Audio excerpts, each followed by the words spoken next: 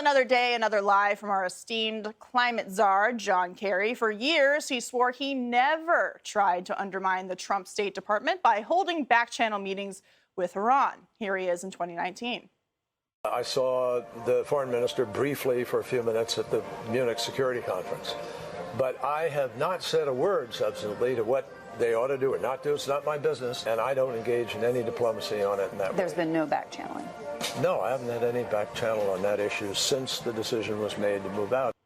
But wouldn't you know it, turns out Kerry wasn't being so truthful. According to a new report, current Biden officials, including Robert Malley and John Kerry himself, met with Iranian Foreign Minister Javad Zarif multiple times over the course of 3 years with the explicit intent of undermining President Trump's foreign policy agenda in Iran. Here with me now, former Secretary of State Mike Pompeo and a Hudson Institute Distinguished Fellow. Mr. Secretary, thank you so much for being here. You know, I looked back at my calendar, and it was actually a year ago today that you were returning from a big trip to Oman, Saudi Arabia, Africa, and the Munich Security Council meeting. And at that Munich Security Council meeting, we saw John Kerry there, and we also saw the Iranians there. And we knew that there were back channels going on, but they were lying about it. And now I want to get your response to this new admission. Katie, it's great to be with you. I remember that trip, and I remember seeing Ernie Moniz and Secretary Kerry all there. We knew this was going on, and frankly, we knew it was going on before that as well. It's un-American. It's very troubling. It's not the right thing to do. They lost an election, and they should have just gotten off the stage. They chose not to do that, and instead tried to undermine what the American people had put forward as America's policy, and a policy, frankly, that kept America safe. But in the end, the good news is our policy in the Middle East was successful. We built out a strong coalition to crush the regime in Iran. We built out a Gulf state set of coalition partners that signed Abraham Accords, creating peace and stability throughout the Middle East. Our policies work. It's sad that Secretary Kerry is so unable to get off the stage at any point that he had to go try and undermine what President Trump and our team were trying to do. Yeah, Iran's a big topic right now. The Biden White House is reaching out to Iran without any preconditionings. National Security Advisor Jake Sullivan was doing an interview over the weekend, and want to get your response to what he had to say. He's prepared to go to the table to talk to the Iranians about how we get strict constraints back on their nuclear program. Iran has not yet responded. It is Iran that is isolated now diplomatically, not the United States, and the ball is in their court.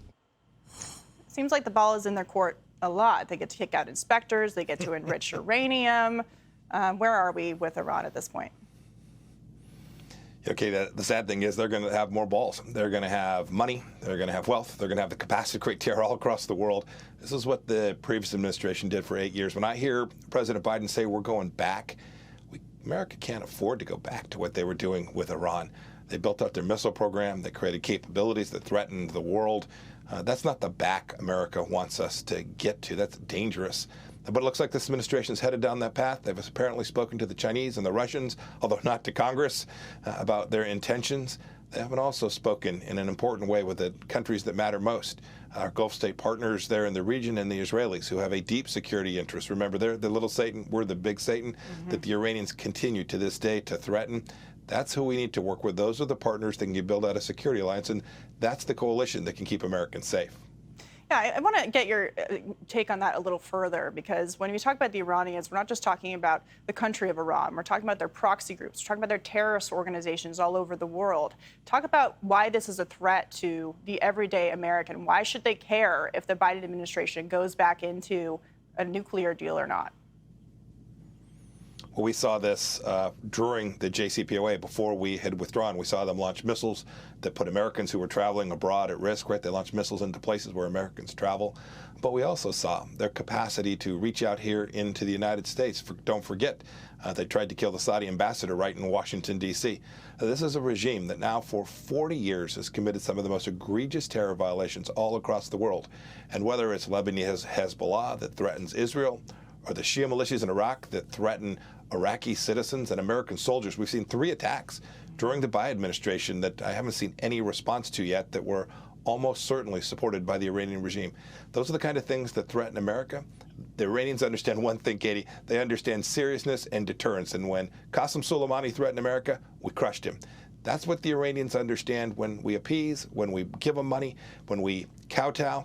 They only understand that that's a way for them to continue down the path towards a nuclear program and to build out their terror campaign.